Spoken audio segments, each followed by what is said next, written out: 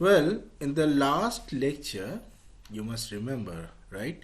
We were talking about the null geodesics. That means ds square is equal to 0. And this gives basically the propagation of photons. And basically describing the hypercones in the space-time that we know as light cones. Now, in order to understand the properties near the Schwarzschild radius, we introduced these coordinates, and these are basically known as Eddington-Finkelstein advanced coordinates. And then after that, you must remember that using this, the Schwarzschild metric, it was transformed into a quadratic equation having these two solutions, right? So these are the two solutions. And what are these? Basically these derivatives. Basically these derivatives are the inclinations of the two radial boundaries of the light cone, right? Now this one, you see, corresponds to this part, and this one corresponds to this part. So you see in all these pictures over here, this part, the inclination is the same. Why? The reason is that the value, look over here, it's constant. So this part gives me this inclination. Whereas, let me remove this. Yes, whereas this part is basically giving me the inclination for this one. And you see, as we are approaching the Schwarzschild metric, this derivative's value keeps on changing. And as a result, what is happening is something very dramatic.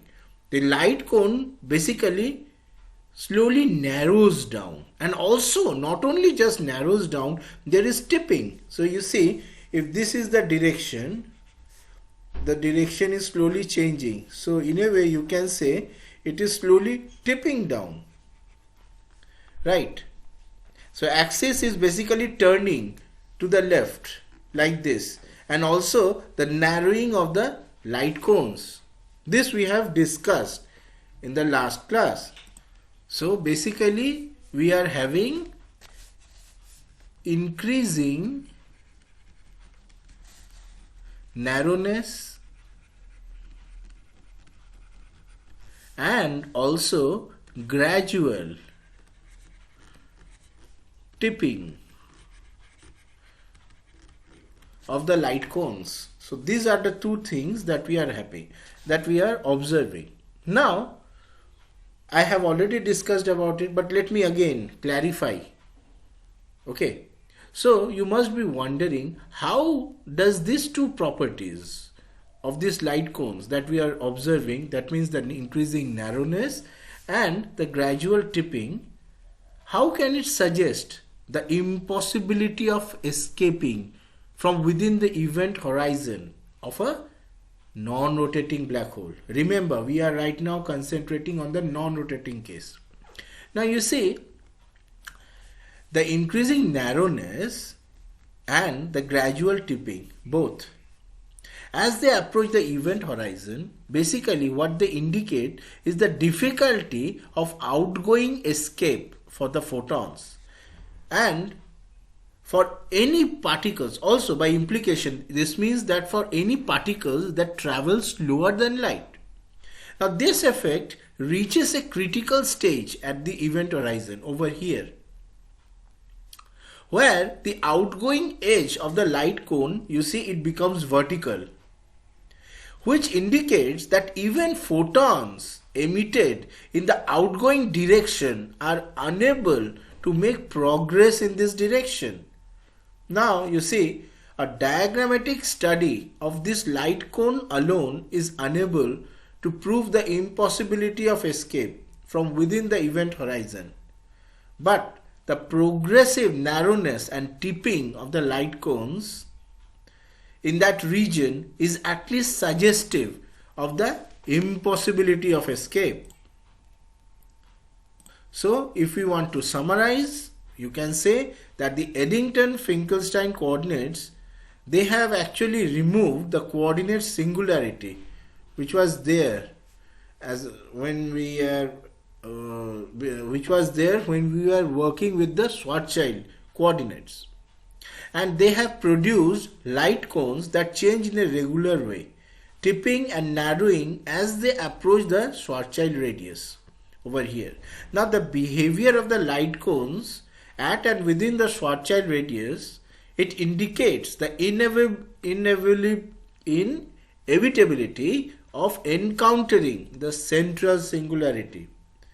But you cannot prove this. So it is an indication, right? So we need more powerful methods to prove this inevitability.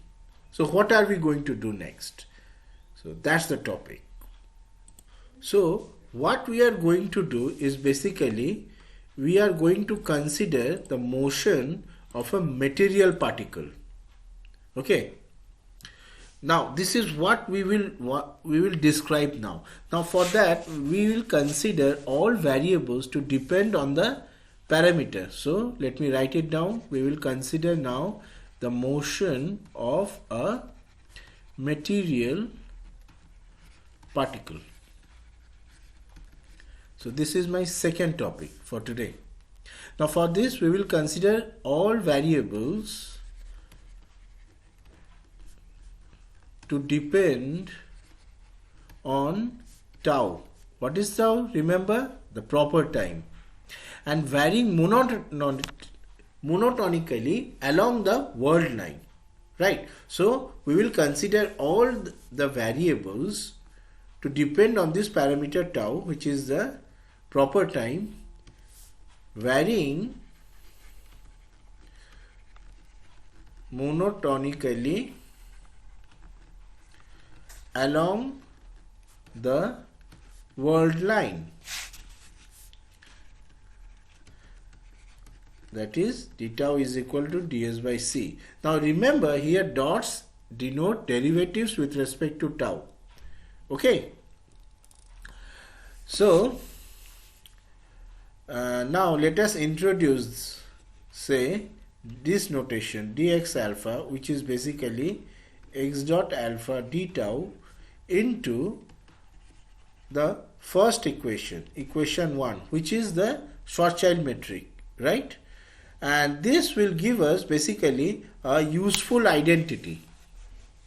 So here you see I have written down again the Schwarzschild metric, equation 1, and after I put this, after I introduce this into this equation 1, we will get an useful identity. And what's that? Basically this relation.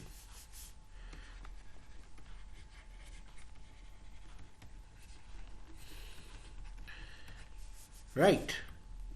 Now, the condition that the world line must be geodesic means that the variation, let me write it. So, the condition that the world line be a geodesic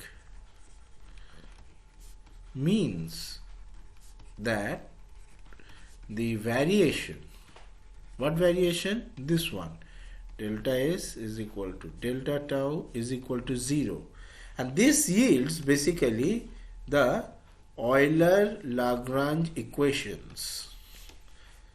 Okay, so let me write down here. Okay, so just a second. So continuing from our previous lectures notation, this one is equation 13 and this one is equation 14. Okay. Now here the Lagrangian L is basically given by this relation here.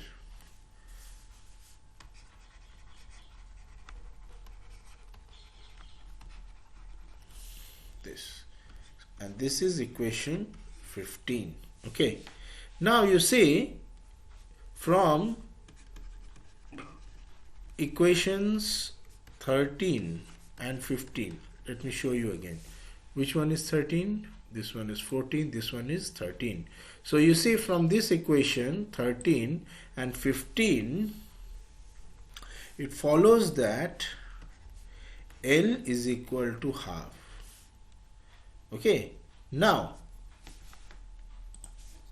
for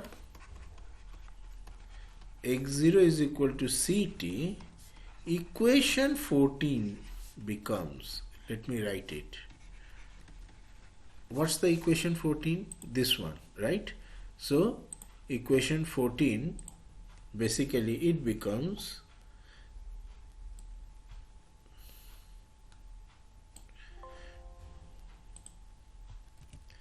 this. Okay, so from here we will get this relation. Fine. Now what we are considering basically the motion of a material particle. Now in that subcategory we will be further considering only the case of radial infall.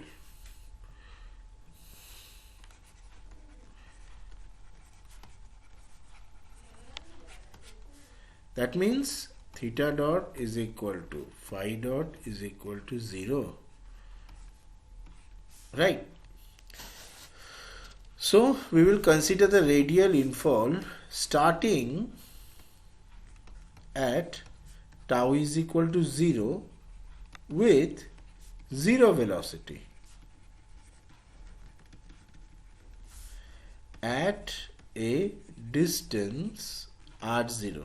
Now instead of also deriving the equation of motion for r from equation 14, let us simply introduce the second equation, which is basically this one, right? So let me write it. Let us introduce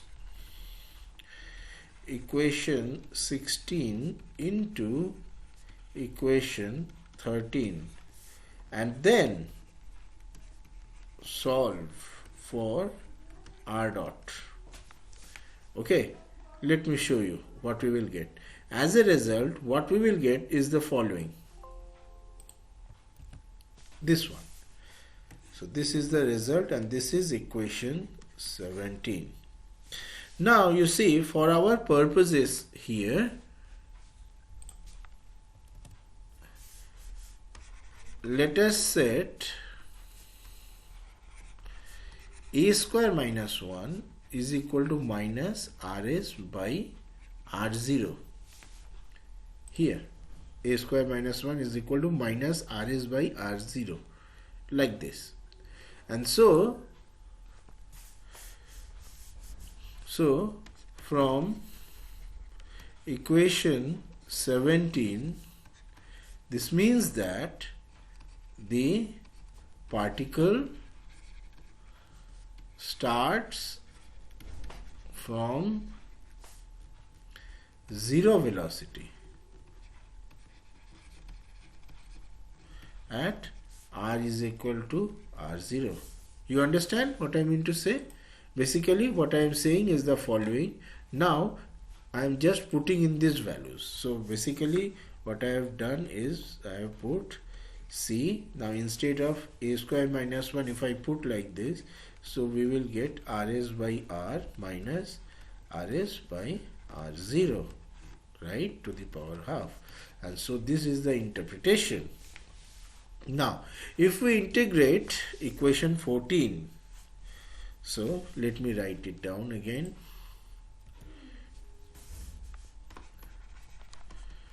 Integrating, no, not 14, equation 17, then basically we will have, you see, this relation. This is the relation where the parameter eta is basically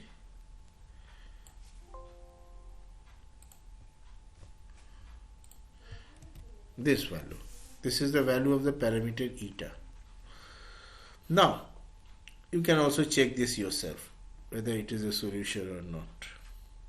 Well, now you see the function,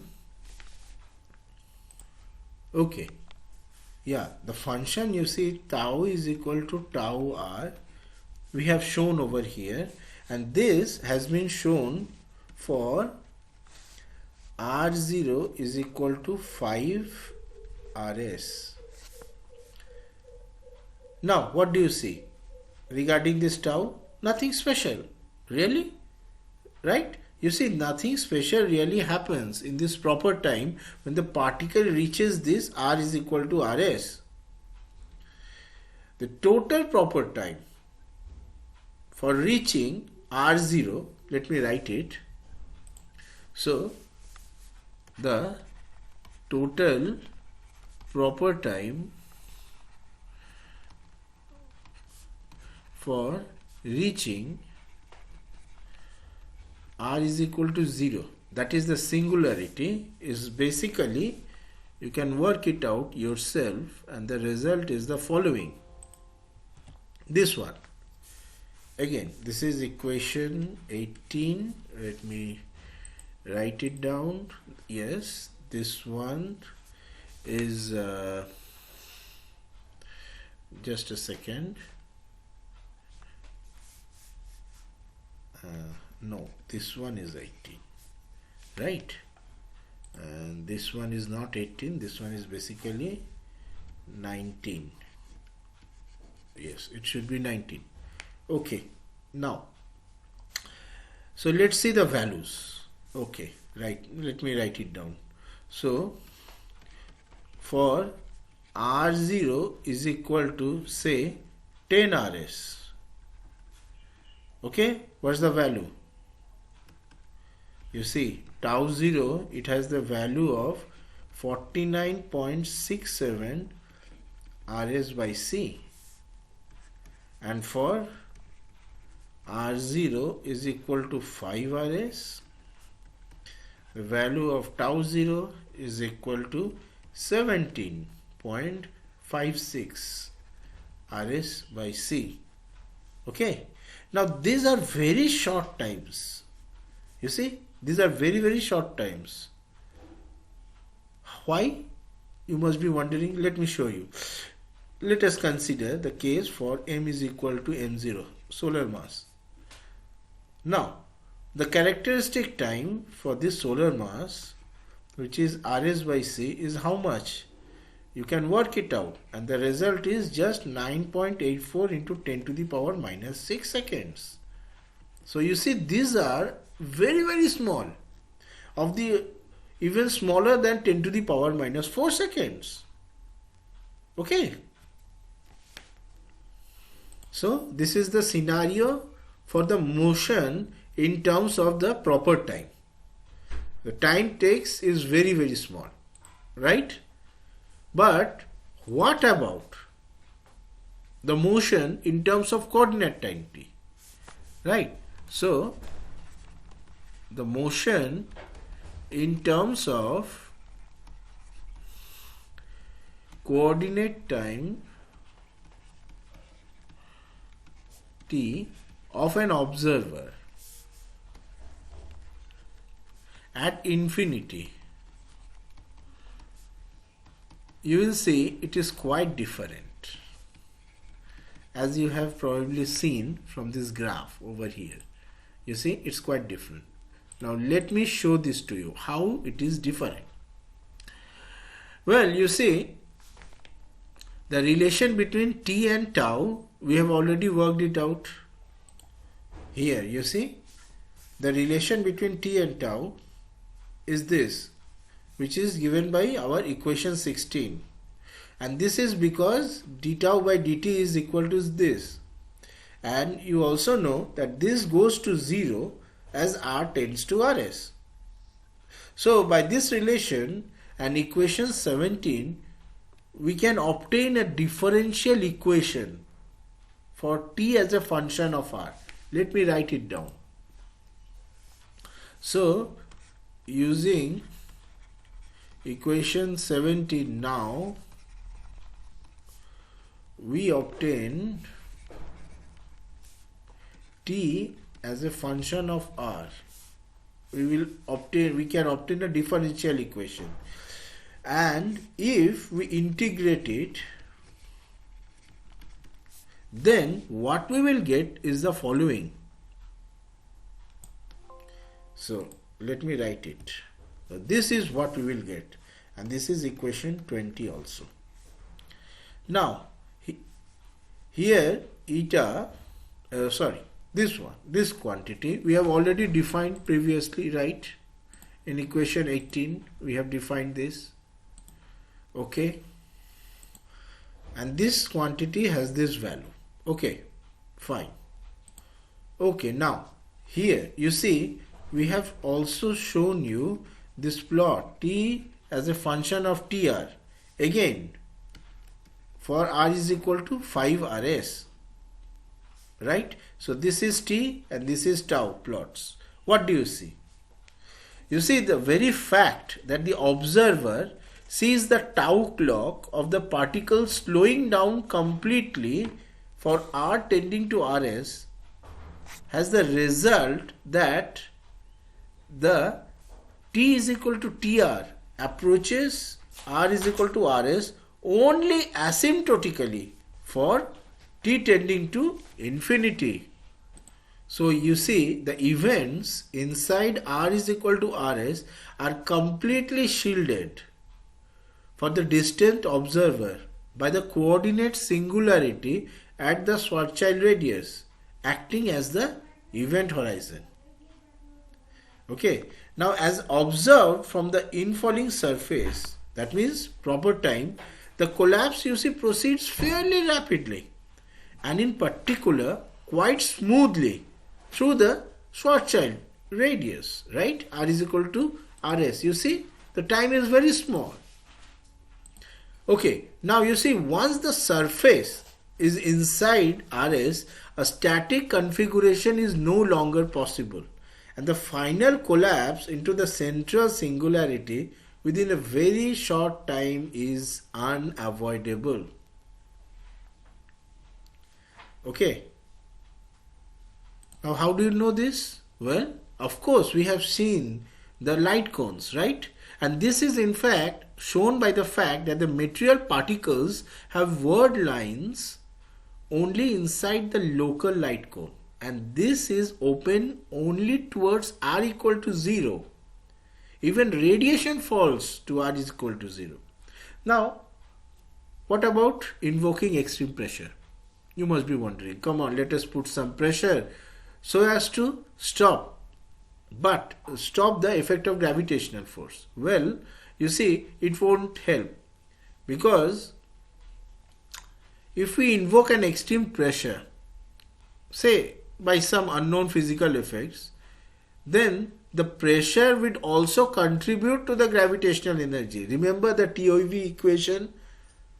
This we have talked about. So in the relativistic scenario, the pressure adds, it doesn't repels in that case, and the collapse is much faster because of this pressure in the relativistic scenario.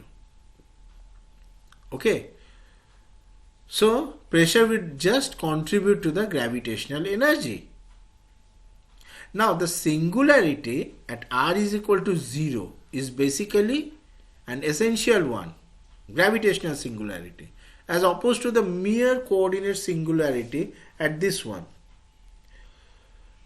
Okay, though the physical conditions there are, it's not quite clear,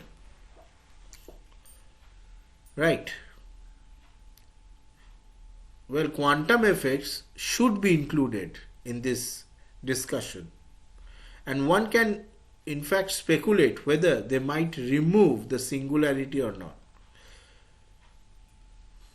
So what we have seen is that the collapse of a star will present itself quite differently for an astronomer who is very far away. Now in his coordinate time t, he will see that the collapse of the stellar surface slows down more and more the closer it comes to the Schwarzschild radius. Now, in fact, he will find that this critical point is not reached within finite time t. For him, the collapsing surface seems to become stationary there. Of course, the approach of the surface to the Schwarzschild radius strongly affects the light received by the distant observer. So basically he receives the photons in ever increasing intervals and with also ever decreasing energy due to the redshift z tending to infinity. This we have talked about, right, in the fifth equation. Thus the collapsing star will finally go out for the distant observer and only a strong gravitational field is left. Now, before I finish, let me just finally say that everything that crosses the event horizon will end. This is the event horizon, right? The Schwarzschild radius. Okay.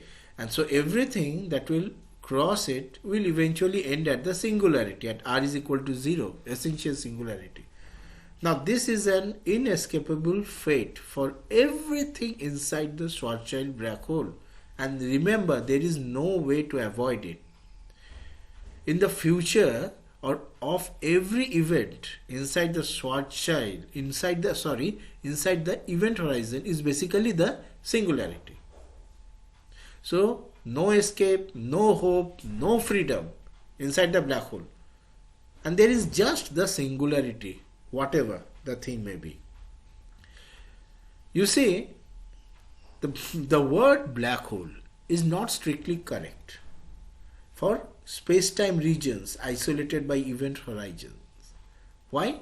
Because there is no hole to the other place. Whatever falls into the black hole goes to the singularity. The central object increases its mass and energy with the accreted bodies and fields, and then the event horizon grows. Now this would not happen if what falls into the hole were able to pass through, like through a hole in the wall. So you see, a black hole is more like a space-time precipice, deep, deadly, and with something unknown at the bottom.